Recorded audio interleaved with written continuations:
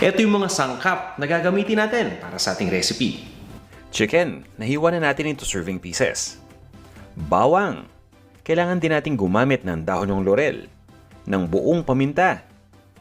Ito naman yung toyo o soy sauce, at yung puting suka o white vinegar. At syempre, kailangan natin ng Knorr chicken cube. Bukod sa mga ingredients na to, gagamit din tayo ng tubig at ng mantika.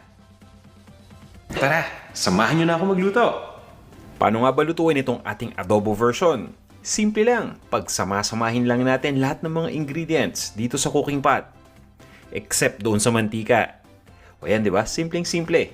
At wala pang apoy itong ating cooking pot, hindi pa natin napainitan. Ilalagay muna natin lahat ng manok. At pagkatapos niyan, idiretso na natin ilagay yung